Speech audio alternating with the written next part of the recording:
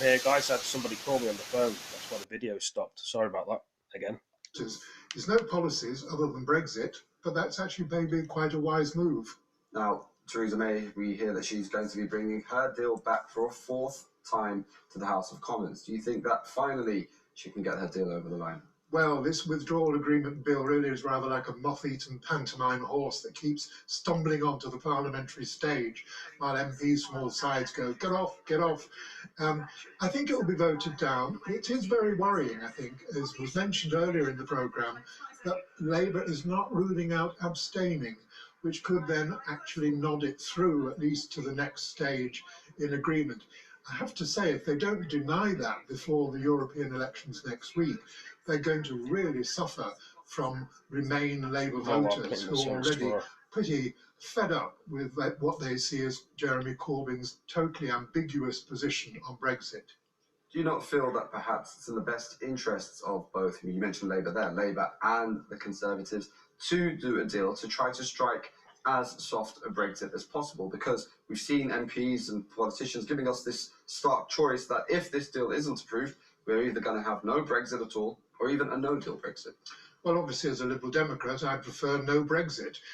And I think that Stephen Barclay was right. It is getting to that sort of situation now. I can't see there being genuine agreement across the House of Commons on a sort of soft Brexit, unless, as Vince Cable, the Lib Dem leader, has suggested, it was firmly tied in with some sort of confirmatory vote. In other words, another referendum. And finally, do you see the European Union giving any more extensions? I mean, we're really getting close to October already. Well, interestingly, the Polish foreign minister said exactly that earlier today, said we should be prepared to extend for as long as Britain needs to actually sort out. We should just leave with a deal. It's ridiculous, leave with a deal. It's not difficult. They make it sound difficult all the time. Do you really want the United Kingdom to contest the European elections, to send back a very large number of Leave MEPs just at a time when you're fighting populism as you see it across the continent? Do you really want me back in this place? Very few envisioned that the UK would be taking part in the 2019 European elections, but due to the ongoing Brexit crisis, it's looking likely that we'll be heading to the polls on the 23rd of May to elect a new EU Parliament. So how do the European elections work?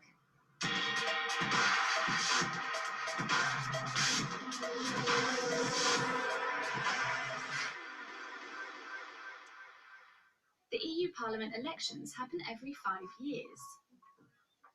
And historically, us Brits aren't great at turning up to them. Just 35% of voters showed up to the last one in 2014. But with Brexit still ongoing, the stakes have been raised considerably. We want to leave the European Union with a deal, and that is what we continue to work for.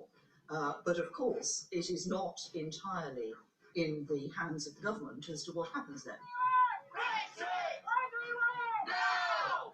Many voters are furious that the UK is still part of Europe and sees these elections as an opportunity for smaller parties like UKIP and the Brexit Party to gain power over the Tories and Labour, which could in turn impact their standing in Westminster. The EU Parliament hosts 751 MEPs who have to serve a minimum of 5 years and thus decide which of the 8 political groups they want to sit in. But they're not all strictly parties. Some are unions made up of MEPs who hold similar ideological views, and some are known as non-attached members who don't belong to any political party at all. But how are MEPs elected in the UK?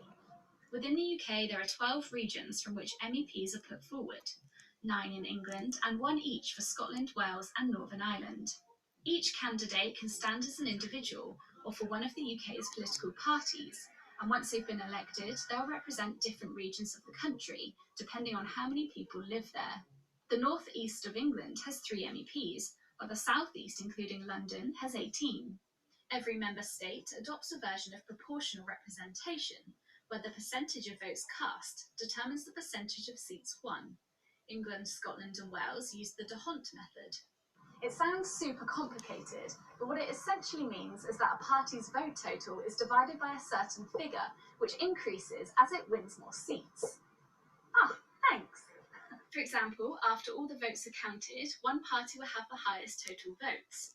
You give them their first MEP, add 1 to that, and now it's 2. That party's total is then divided by 2, and then you take the next party, which holds the highest starting total, give it an MEP, add 1, and then divide it by 2. Each time a party gets an MEP, that number is added by 1, and then that number is divided by its starting total number, and the process repeats itself until all candidates for the region are appointed. De Hont say, I didn't warn you. This method tends to favour smaller parties.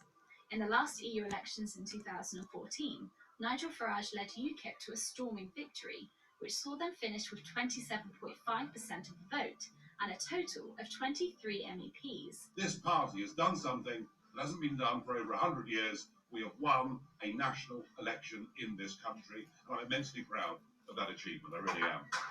It was a huge win for a small political group, and the first time since 1910 that a national election wasn't won by the Conservatives or Labour. This year, Farage has entered the fray with his new Brexit party, which wants to make sure that the UK will leave the EU as quickly as possible. We're going to use these elections to change things. I said many years ago that I wanted to cause an earthquake in British politics. Well, now, what I'm fighting for, and with your support, what we will attempt to achieve is a democratic revolution in British politics, because that is what we need. Meanwhile, on the other side of the Brexit divide is a group of pro-Remainers called Change UK, who were formerly known as the Independent Group, and they want the UK to remain in the EU and are campaigning for a second referendum. And we knew it was our responsibility to act and give the country a better choice. A recent YouGov poll has put the new Brexit party ahead of Labour and the Tories on 28%, with Change UK on 10%, and UKIP trailing behind at just 5%. And we won't know the outcome of the elections until the 26th of May. Things like securing polling stations and venues to run counts, as well as mailing out candidate information and polling cards, all amounted to the UK spending a total of £109 million. But the government has said that if by some miracle Theresa May gets a deal through before May 23rd, then it will reimburse local returning officers' expenses who are responsible for running elections. If the UK does participate, the 73 MEPs would cease to be members once the UK has left the EU. Arguably, one of the biggest uncertainties is how many of us Brits will actually turn up and vote.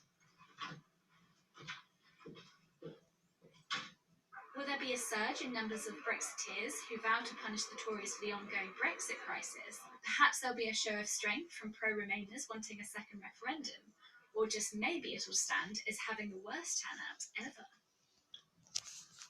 Well, as long as you're an EU citizen, you can vote for the candidate that you want in your home country or your host country if you're living in a different member state. In the UK, the voting system works a lot like any other UK election, in that all you need to do is register to be on the electoral roll if you're not already on it, and you'll be invited to your local polling station to cast your vote. It seems unlikely that Theresa May will manage to get a deal through before the EU holds its elections on the 23rd of May. So while Britain's relationship with the EU remains uncertain, it looks like we'll still have a say in how Europe is run. Despite the fact we might not even be in it for very much longer.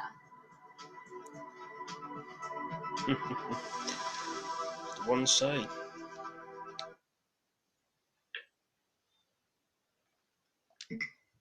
Will we take part? Will we take part? And you what's your title? Change UK spokesman? Yeah, spokesman. Until Justin, I told Tom to post that I sent Tom the link. Yeah, right, okay. Ready. Welcome to LBC's Facebook Live with Chuka Amuna, spokesman for Change UK. We're at Bath County Cricket Club with a number of your supporters. Chuka, let me just start by asking you, how's it going? It's been an incredible campaign. I mean, for a party that is basically 4 weeks old, the MPs who co-founded it left our old parties 3 months ago, and we've got over 98,000 supporters. This party, organisations all across the country. We narrowed down to 70 candidates from over 3,000 applications. And this is just the latest in quite a long line of rallies now we've been holding across the country. And so it's been a whirlwind. But you're polling in the European elections. I looked at a tracker on the train down here at 5% in European elections. National Westminster election polling at 1%. You haven't made perhaps the breakthrough that you'd be hoping. Is that fair? Well, if you look at we haven't said what we're doing in terms of any Westminster election. We're testing the water here in the European elections. But Smith, you asked the question, let me answer it. But this is a kind of from scratch party. I think one of the challenges that we've had is ensuring that people know of the existence of the party in such a short space of time. And so really the two strategic aims in the campaign was to raise the profile as much as possible. And once the local elections were out of the way and we're doing stuff like this, more and more people know that we exist, and also being absolutely clear about the message, which is that we want to stop Brexit. And the good thing is actually from the most recent polling done on awareness of the brand, as it were, in our position, that has increased substantially as we've had more coverage from people like you. But I mean, look, we're not like the Brexit Party, which is built around somebody who's been in politics for 3 decades and has a show on LBC every single week. No, but having said that, their campaign is clearer, isn't it? Well, they've got one. I mean, you've got 3 slogans, 3 names. The Tiggers, Change UK for now, Change it. No, it's a little bit confusing. No. It's clear what our name is, which is Change UK. You've just been reading the polls, and all the polls have us down as Change UK. So, but there is some confusion about the name. I don't think there is. I don't think there is any more. And of course, we were making a transition from being the independent route to Change UK. And the other thing is people say, well, why don't you just call yourself the Remain Party? Yeah.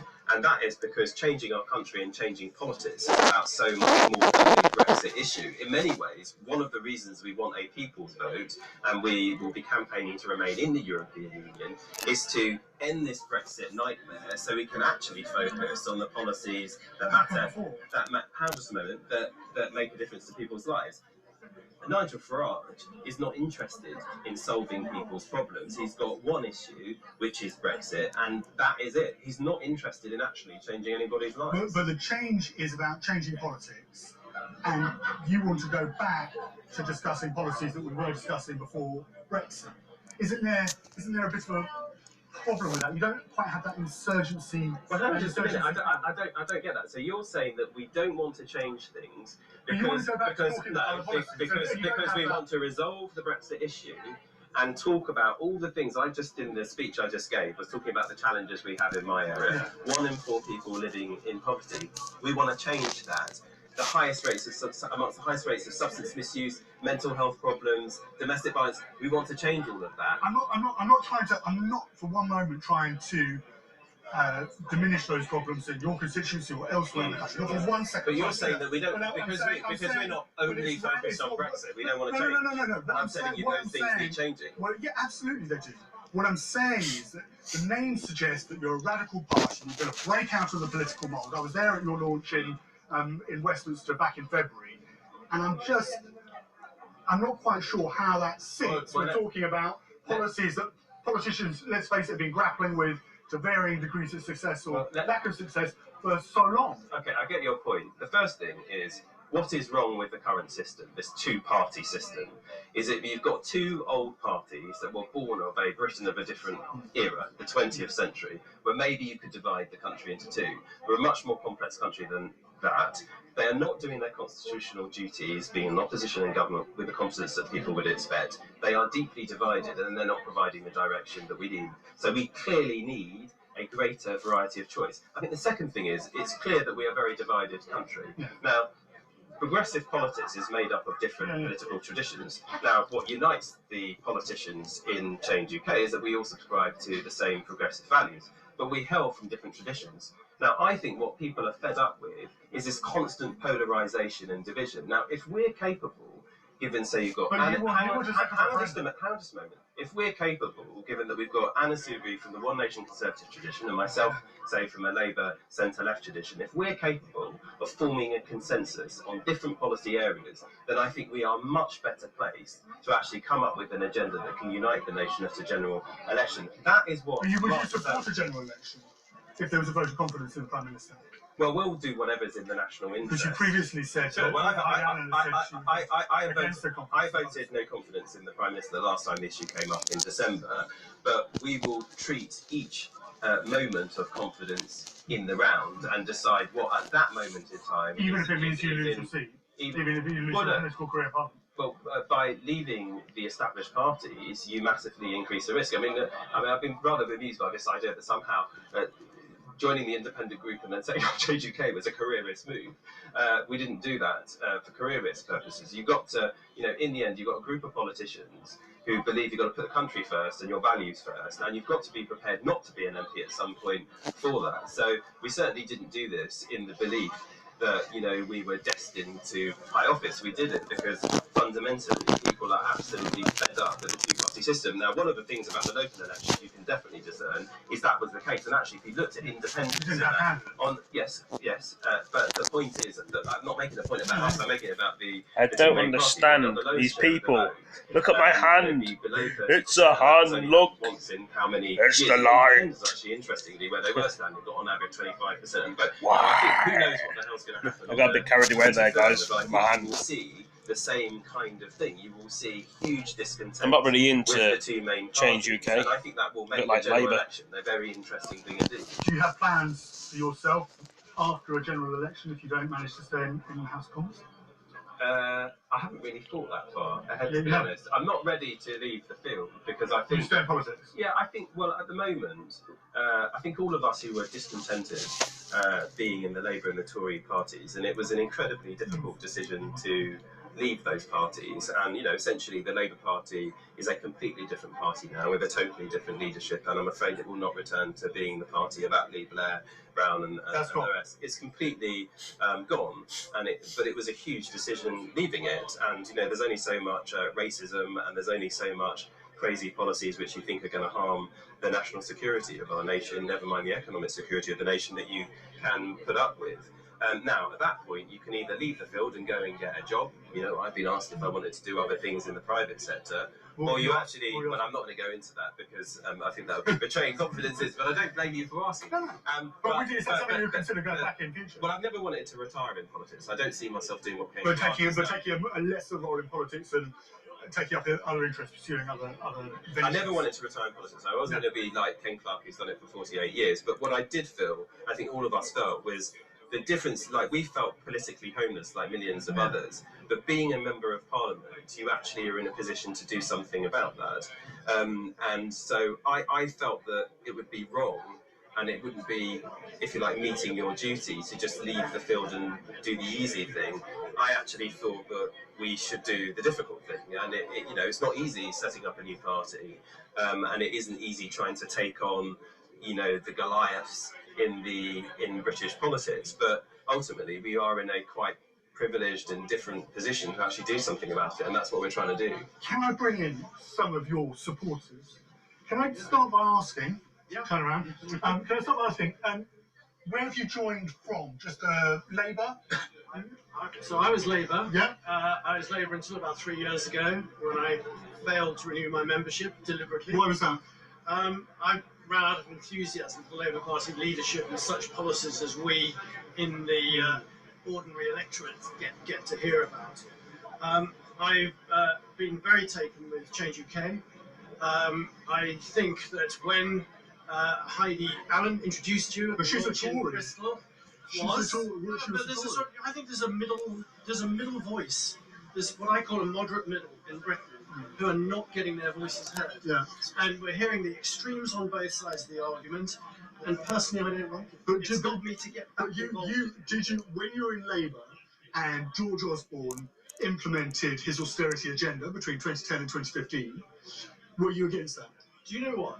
I run a family and I run a business, and I know that I have to be able to pay my debts, and I know I have to get enough money in to pay my debts. So you agree with Osborne? So there are some aspects of us trying to curtail our spending that I would absolutely agree with. But the way it was implemented, to me, was cruel and destructive and helped the division between the richest and poorest. Because Anna Soubry said at the launch, she said she stood foursquare behind it. So, well, I am saying that it hasn't been delivered very well. But the point I was wanting to make in the question that I'd like to put to Chuck is this. Heidi described you as the Tiggers at the launch in Bristol. And Tiggers are very bouncy, and I think that bounciness can offer something that is fresh and energising to young people. But I think there is an issue right now, because Remainers, I've been on a street stall in Marlborough today for People's Vote. I've met those same Brexiteers with their abuse as they've come past our stall. I know what they're talking about. Remainers are saying the same things that we were saying in there. And I think we need to link it to that idea that Change UK is fresh and energetic about a new form of politics. You think it's a bit stale? I want to give Chuck a question, which may or may not help you, right? That idea of young people, my generation has done very well over the last 30 years at the expense of young people, I believe.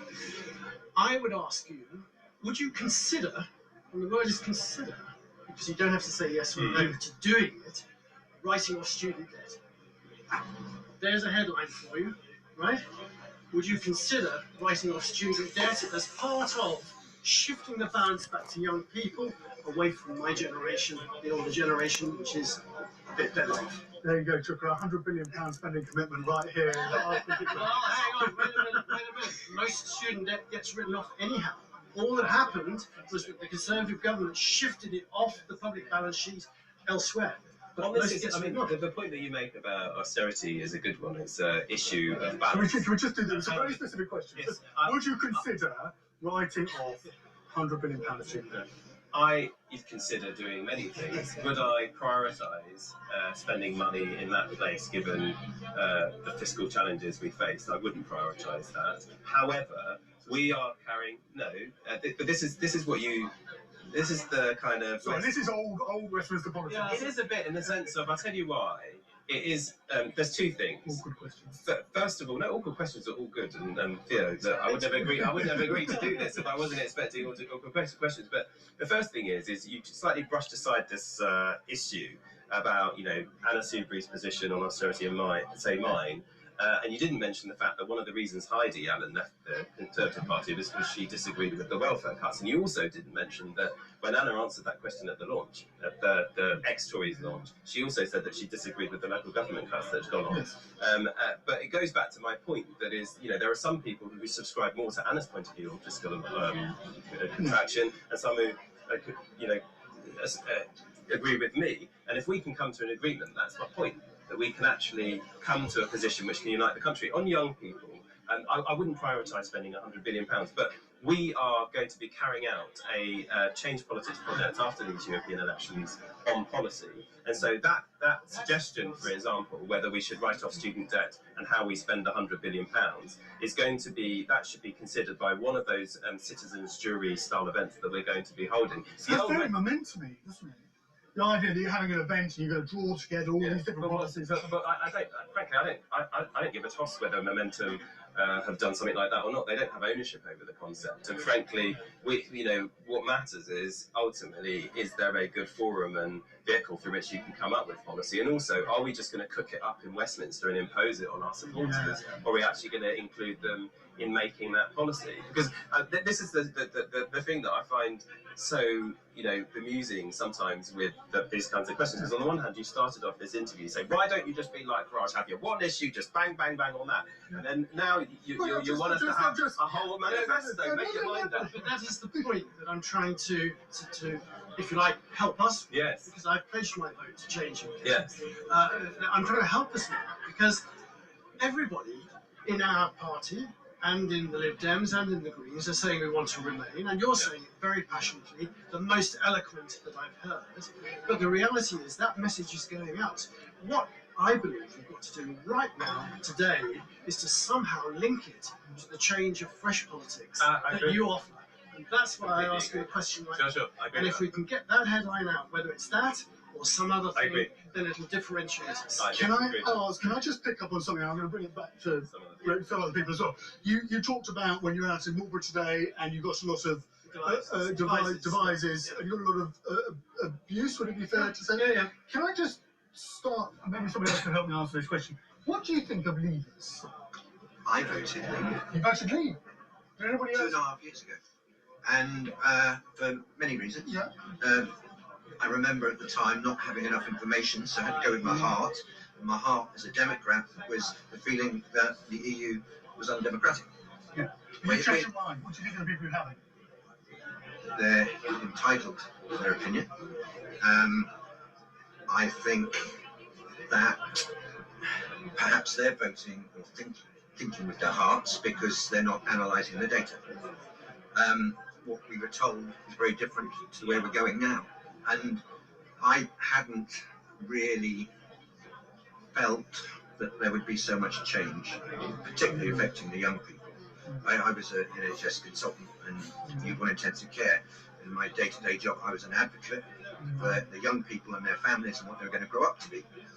And that 350 million quid on the bus, well, I didn't believe that anyway, but many, many people did.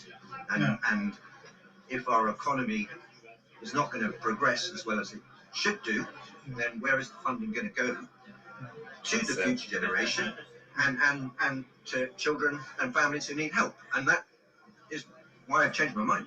When I was in Featherstone in Yorkshire, I was struck by one of, it was a working men's club, and one of the, when we did the start, one of the people who was sitting behind myself and Nigel Farage said he thinks that Remainers think of them that they're thick northern racists. And I was wondering if there's anything, if there's any truth in that, whether you see there's a divide in that, whether you see there's, you talked about analysing the data, and I'm not saying you're saying this for 1 second, but whether there's a divide between, from Remainers' point of view, that they're willing to look at the detail, they're willing to make a considered decision, and then they're willing to vote, having analysed the data as you termed it, and whether Leavers, there might be, whether intended or not, a slight snobbery, not necessarily on your part, sir, but amongst Remainers towards Leavers. I think people voted Leave for many, many reasons. Many people voted Leave in societies that they feel they have no stake in. And so they did it from their heart because they felt, actually, what difference is going to make? I might be able to give someone in Westminster a black eye, for instance. You know, the demographic of people who voted Leave and Remain, it's not a straightforward kind of like all middle class people in this country. No, not sure. Oh yeah, not that I like using all those descriptions, but you know, there are a lot of people in my community, as I outlined, who have exactly the same challenges and don't have a stake and don't feel they have a stake either. But I mean, probably the elephant in the room is immigration, right? You know, that was a huge issue. But when I was in Featherstone, Farage didn't talk about immigration because he knows that his party. It was. He knows that UKIP is seen as a racist, anti-immigrant party, and that held back his vote to some extent. But just look at the party. The founder of the Brexit Party had to resign because she was retweeting Islamophobic and far-right sentiment. The election agent, the national election agent for the Brexit Party, you know. But she was kicked out. She was kicked out. No, but the national election agent, who's responsible for all their candidates, was expressing sympathy with Tommy Robinson and suggesting that Islamophobia is made up, and their treasurer has been saying similar things. But the point that gentleman was making in Featherstone was he's not racist. And you're saying this about the Brexit Party, but the point he was making was that he wasn't racist, and he wasn't stupid, and he wasn't stupid for voting for the Brexit Party. To make a criticism of the Brexit Party is not to make a criticism of their voters. Do you think it's become confused? I think basically the Brexit Party and UKIP are the same. Nigel Farage. No, that wasn't my question. Do you think in the debate and how fierce the debate is now, that amongst opponents to the Brexit Party, and given how divisive and polarised British society has become, that actually there's people or Remainers are unable to distinguish between a Brexit Party supporter and the people running the Brexit Party? No. I think most people are far more intelligent and not taking such a polarised view. I think, to go back to your original question, which was, you know, is there a Remainer view of Brexiteers as northern and narrow-minded or whatever? That was the words you were using. I don't. That was his term.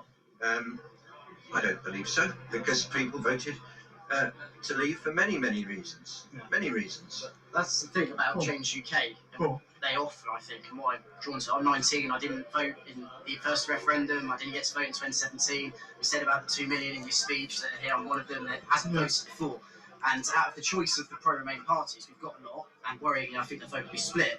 But the thing that Change UK offer is, and to sort of use a Tony Blair quote, "You're tough on Brexit, but you're tough on the causes of Brexit." And you said across the party spectrum that you're really committed to changing the root causes, anti-globalisation vote, all of these bits and pieces that led to us the Brexit vote currently.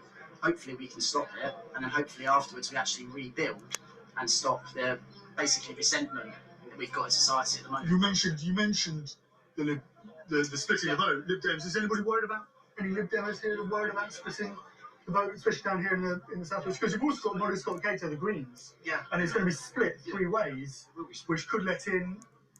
Well, the two things that I say about that, I think what Change UK does is we add to the Remain vote. We add to it. There are a lot of people who would not vote Lib Dem for some of the reasons which you've heard today. Well, we saw how well they did in the southwest and local elections. Hang on. Yeah, let me answer the question. But there are a lot of people who just won't, particularly Labour voters. I know that, for example. And if you look at switches and stuff, there isn't a huge amount of news about ex-Labour people going Lib Dem. Now, ultimately, we'll find that out on the 23rd. But the head of elections for the Labour Party in the northern regions of the country this week defected to and came to support us from the Labour Party. David McDonald in Scotland went to support but he wasn't a Labour person, and that's the point that I'm making. You said how can we add to the vote? I think we have a particular reach into, for example, the Labour vote that wouldn't be prepared to vote Lib Dem. And there's also people who wouldn't necessarily vote Green because they see it as a single issue party. But ultimately, what we're doing is we add to it. And I think what matters actually is the aggregate vote share of the Remain parties. That is the key thing. I think one thing we will have to explore more is how we can more effectively work together after these European elections. The system for elections. So there's going to be more cooperation with Lib Dems after.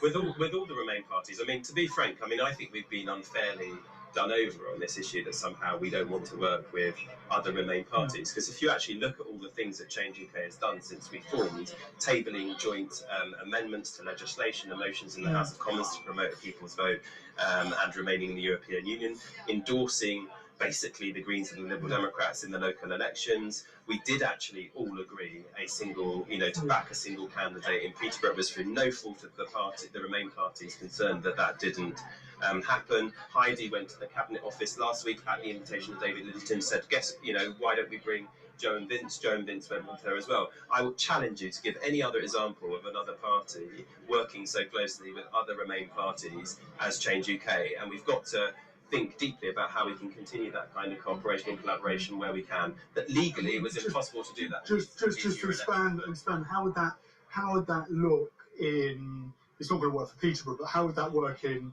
say, a general election scenario? Well, I think that's realistically. I think we need to work out. Well, there's two issues there with the general election: is how can Remainers work closely together. I think it's the general election. General election is about more than Leave Remain, and obviously, would we and to pretend there are certain differences amongst Remainers that you can just reconcile, like the fact I'm a unionist, the SNP implied aren't. But we need to look at all these issues, and this is part of the nature of Change UK. We are non-tribal.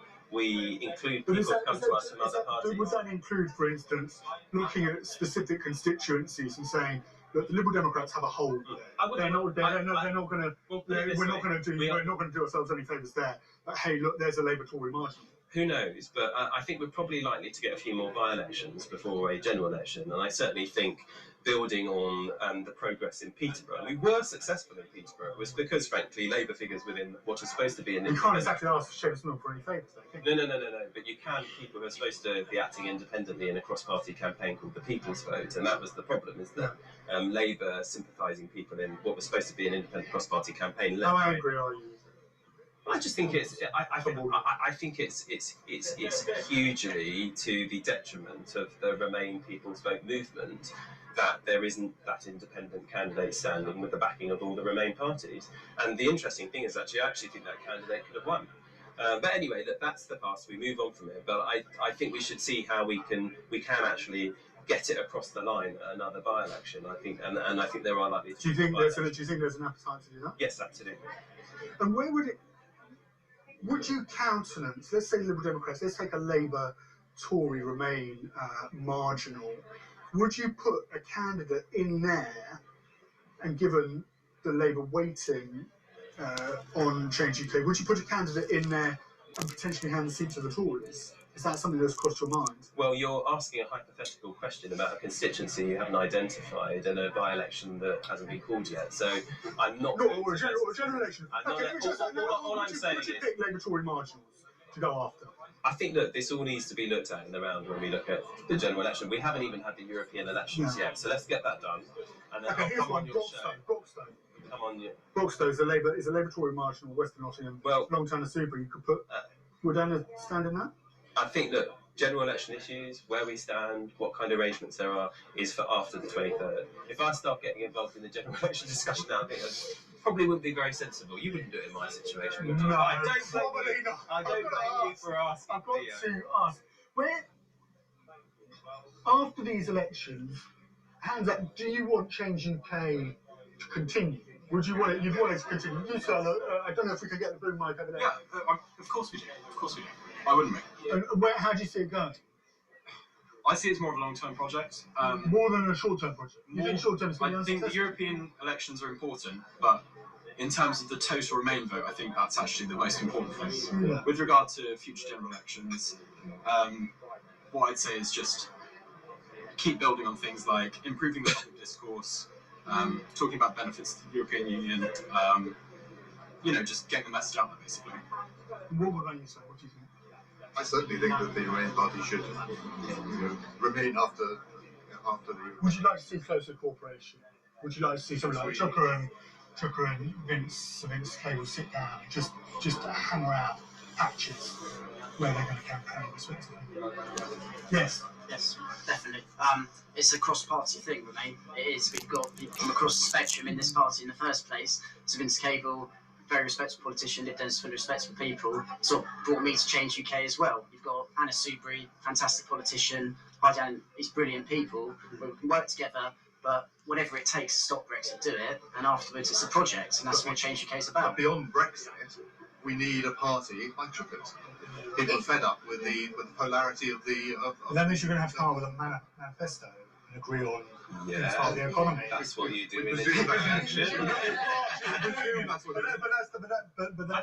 don't want to be Nigel Farage. No. I'm not saying you don't want to be Nigel Farage. What I'm saying is you're going to have to come up and find an agreement on issues beyond Brexit.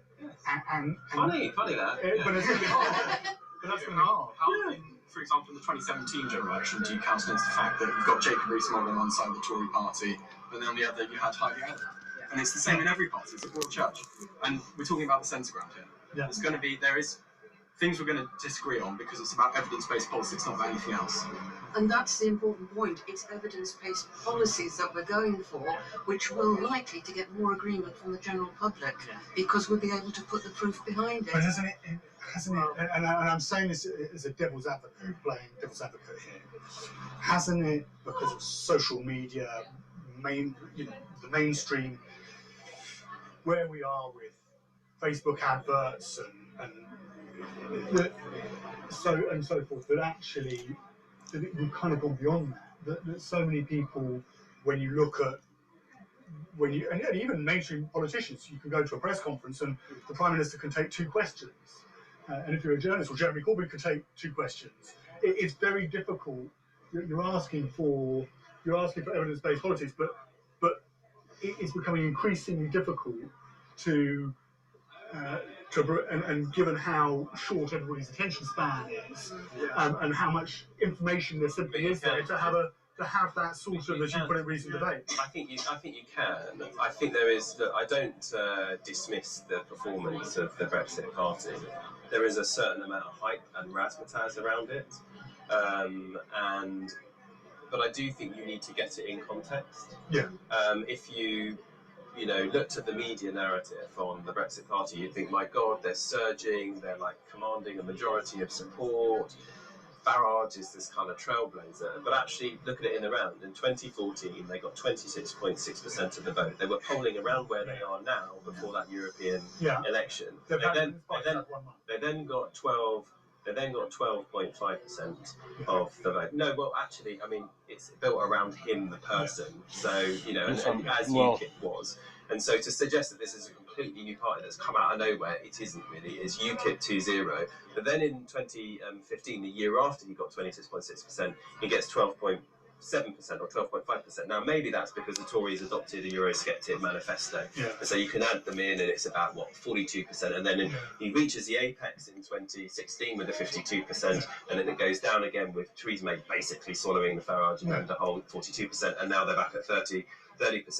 Now, that if you actually look at that performance, that isn't some surge in support for the kind of nationalism of Farage, or to go out on WTO terms. But if you look at the media, people are like, oh my God, they're taking over. And I don't think that is quite the case. Now, if the challenge is, do you all need to cohere in the radical centre ground of British politics, this mainstream majority who haven't been given voice, do you need to sort it out? Of course. I think charisma is important. Charisma. Do you think in that room, did you see it in plentiful supply? I did, absolutely. And that's why I wanted to be lyrical about the fresh and energetic approach that you guys have. I think Theresa May could have. It was a good call, actually, calling the 2017 election. She lost it by. It was terrible because she lost it by that awful presidential style that was somehow she was advised to adopt, and one or two mistakes on issues that didn't appeal to her blue rinses. The point I'm trying to make is that I think for us, policy depth is what we're going to talk about. Generally, at elections, it's the charisma that you portray. It is the way you do it. That's what Farage does. You know, there's not a lot of depth, in my view, to that. But there wasn't a speech in there that, and let's take out the different narratives, but there wasn't a speech in there that had the pantomime aspect that Anne Widdecombe displayed when I was in North England, or the really short, sharp messaging, the really emotive topics that Nigel Farage talks about. But in there, they're talking to the persuaded anyhow. My view is that there has to. I'm sorry to say this, but that, you know, chickens are bouncing. There has to be some of that coming through. Yeah. You've got to get that charismatic approach because that will differentiate the party. And right now, it's there, and I believe that change can have it because these are people who've put their careers on the line. You can put it any way that you want, but for electoral success, you've got to find those things that will show the charisma that you have got. He has had quite an easy ride, frankly, by the media. Right. Yes, absolutely. I would say Nigel Marr. Andrew Marr has probably given the hardest time, and it's the first forensic interview I've seen here. But Farage in that interview made this great thing. He said it's ludicrous, and then he turns, you know, it's the BBC, it's ludicrous. What in a populist campaign? What is the first go-to? One of the first go-to we saw in 2014 with the Scottish referendum to bash is the BBC as part of the establishment. And I'm just. So what's your point? Well, my point is that it was slightly odd that you had this interview where Farage said it was ludicrous and it was portrayed as a meltdown. I don't think it was a meltdown. Well, you guys give him a show every week. But we give him a show every week outside of electric, and we ring you up to invite you on LBC. And we ring you up to invite you on LBC. You do. I'm sitting here in I don't get to chair my own show every week. That's a decision beyond me. But can I quickly ask you just about David McDonnell up in Scotland? You said you felt let down. There were those who thought that was slightly odd when you, of course, defected from Labour. Did that sting? The difference between what we did, and I didn't defect to anything, I went independent.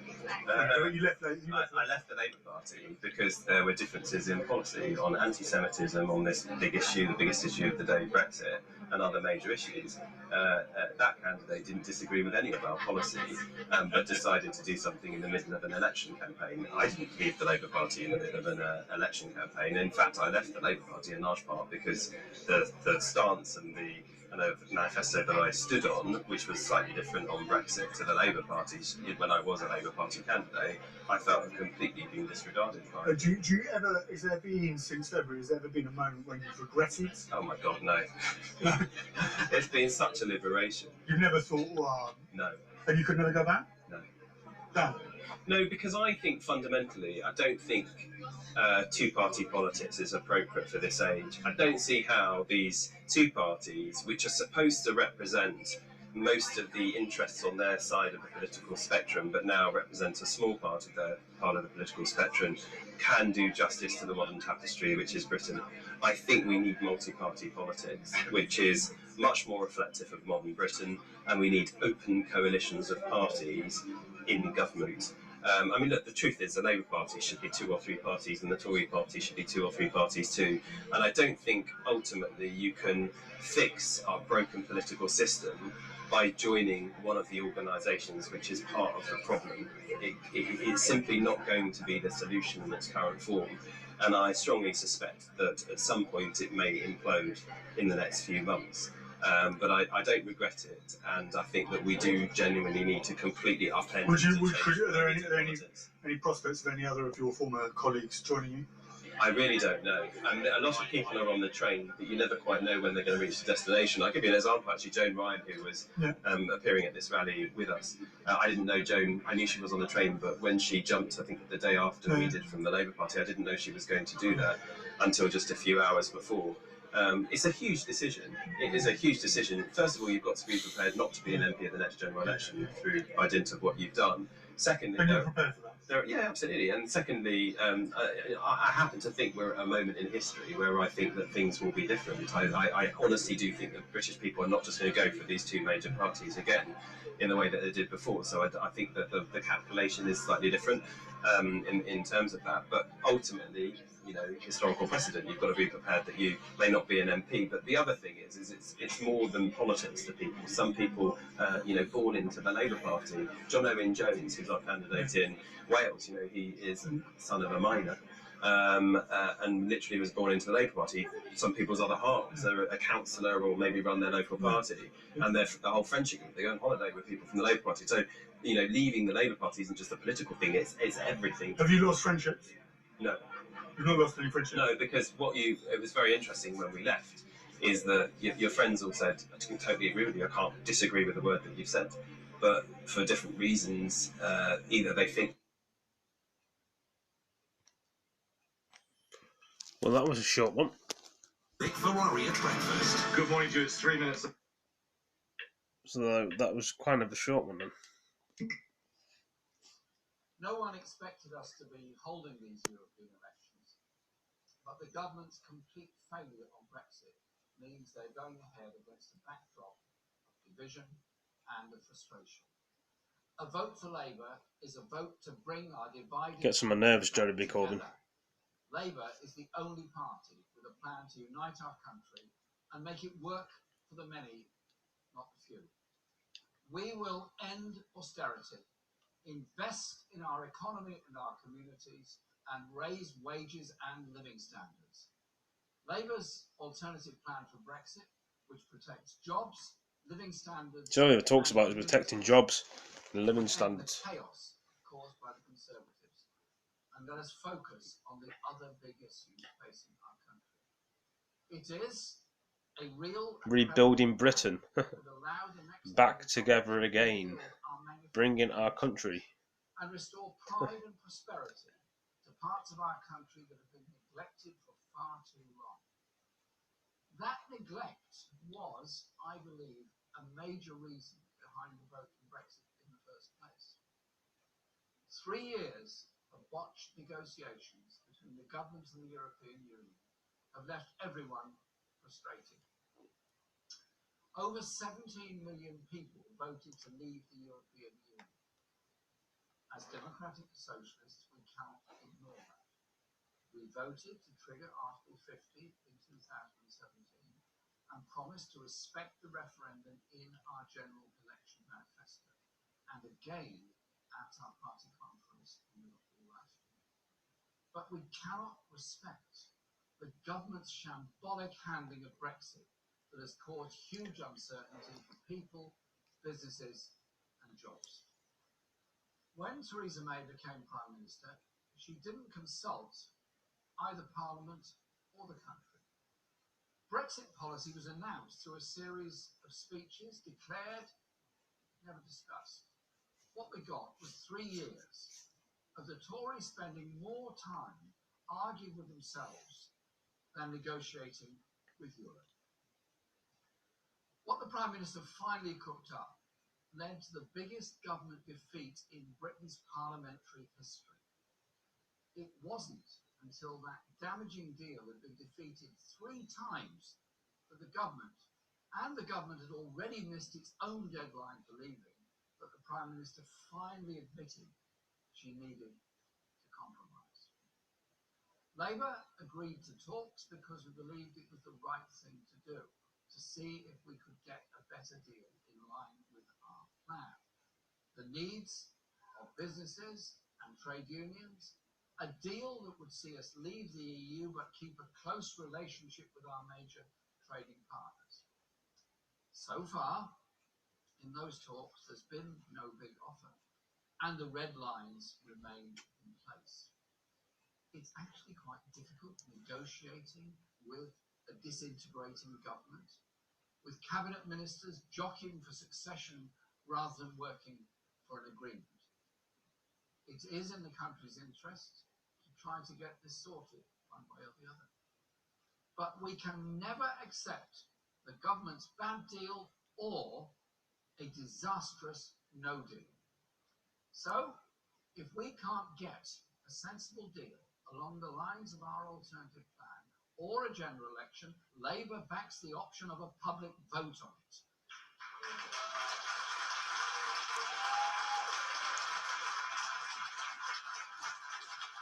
I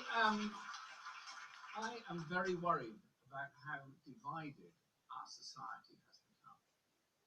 Every week I go to a different part of the country, campaigning, meeting people and spending a lot of time listening to people in all kinds of different places, factories, schools, colleges, on the street, care homes, hospitals, all kinds of places. And over the last year... Really bores me, Jeremy Corbyn. Gets on my nerves, just talks about rubbish. He doesn't really want to lead the EU, Jeremy Corbyn, as we all know. Some people may vote for this guy, Jeremy Corbyn, and want to stay in the European Union. I want to leave. I'm pointing at Jeremy Corbyn. I want to leave the European Union. The bitterness drive us further apart. We could allow ourselves to be defined only as Remainers or Leavers. Labels that meant nothing to us only a few years ago. But where would that take us? Who wants to live in a country stuck in this endless loop? What's needed is a bit of understanding. Understanding of why so many people felt so frustrated with the system they voted. And why it keeps doing that? And understanding Keeps going off and then going on and going off. I'll turn the booking TV back on again. Thing. Right. Some people seem to look at the issue the wrong way around. They tend to think the first question is leave or remain, as if either is actually an end in itself. I think they're wrong. The first question is, what kind of society do we want to be? And on that, people can find so much common ground. Labour, and only Labour, stands on that common ground in this election. That's why we insist the real divide in our country is not how people voted in 2016. The real divide is between the many and the few.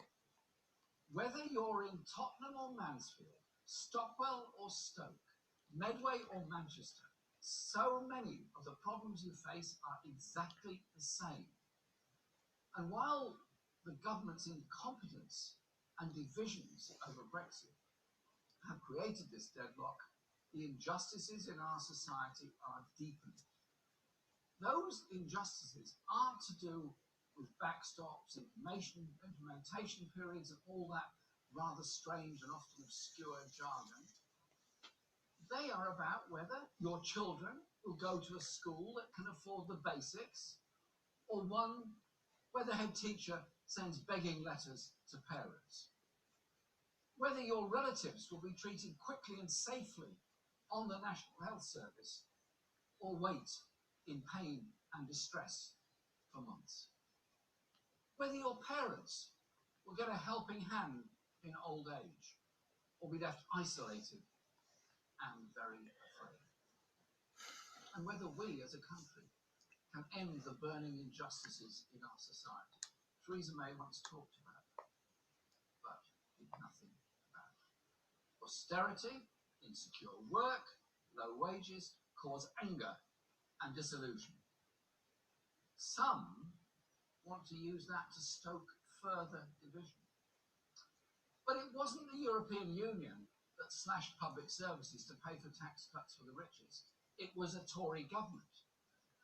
It wasn't nurses and teachers who crashed our economy. It was bankers and hedge funds. And it wasn't immigrants who caused the biggest squeeze on wages since the Napoleonic Wars. It was bad employers.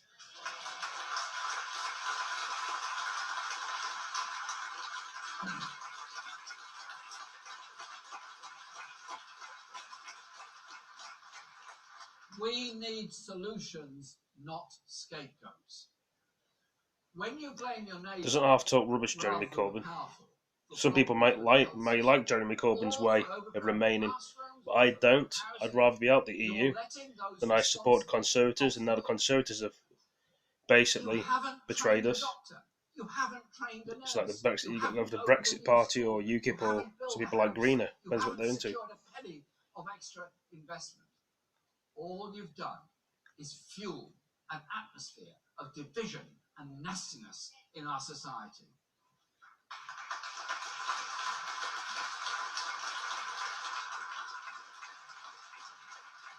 It is only by coming together and working together that we can improve people's lives. Labour will stand up for all workers, black and white.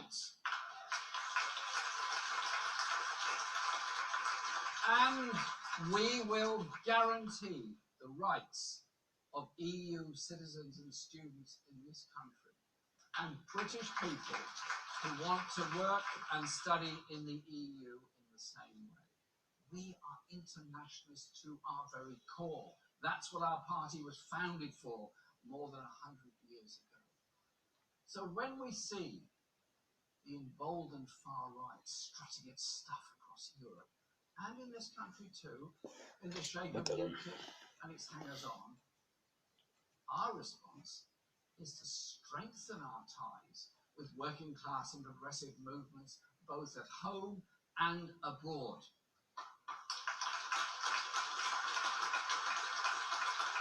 The biggest issues facing us, like tax avoidance and the power of multinational corporations, are international issues that demand international solutions. And the biggest issue of all, and it is the biggest of all, the climate and environment emergency that threatens everyone's future, cannot be averted by one country alone.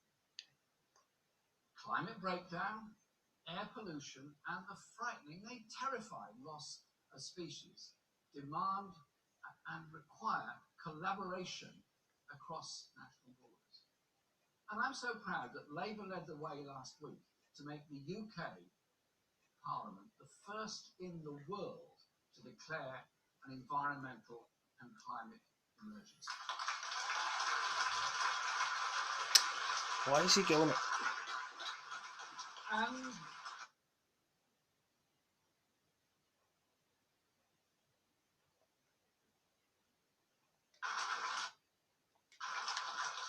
I hope our action from the opposition benches sparks a wave of declaration of climate emergency by Parliament and governments around the world. The because we have to work together to confront the issues facing the whole globe. If we don't, then we're all facing a very uncertain future. So we will always work and cooperate closely with progressive allies in Europe and all across the world. These elections were also a chance to challenge the poison being peddled by the likes of Nigel Farage. He says Brexit is being blocked by the elite. It's not true. The large majority of MPs have voted for a Brexit deal in one form or the other. The Brexit Party is in fact the No Deal Party. And for millions, no deal would mean no jobs, an economic shock threatening entire industries, and here in Kent, turning the M20 into a permanent lorry park, causing massive disruption and, of course, pollution. It would be an elite Brexit that would only work for the richest. Those who want to deregulate, to slash public services, deny rights at work, and still further. It would be a Donald Trump Brexit, leaving us at the mercy of a reckless and bellicose US administration.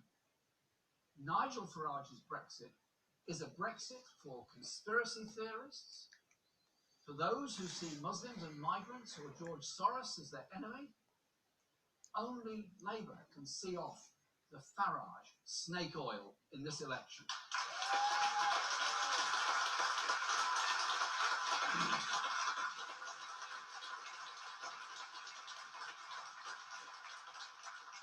And stand by our shared values of respect, tolerance, openness, and be proud of our diversity.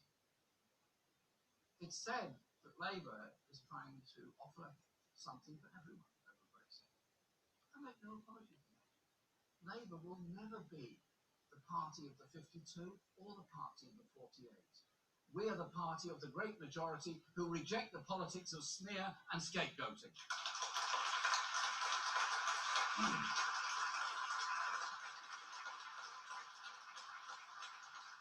We're a party of unity and social justice. You can't. Other parties appeal to just one side. Well, it's the way it is, I think. They aren't really committed to taking on the tax dodgers, the big polluters, or the financial gamblers who crashed our economy a decade ago. To transform our economy, our country, and tackle injustice, inequality, and the climate crisis. We need to unite the overwhelming majority of people and take on the privileged and the powerful. Labour will address the inequalities that help fuel the Brexit vote by investing in our communities and people all across the country, ending austerity and creating a fairer society. And we will lead the fight against racism at home and across Europe wherever it raises its ugly head.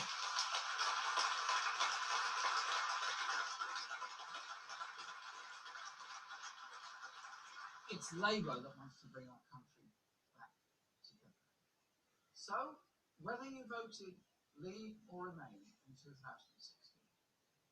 I urge you to vote for Labour in these elections, for the party that is determined to bring the many together and take on the entrenched... Well, guys, if you've enjoyed this video for an hour and a half, nearly 60 minutes, please like, comment, subscribe, share this video with your friends. I'll catch you in the next broadcast. Thank you for joining me in this video. And see you next one. Peace.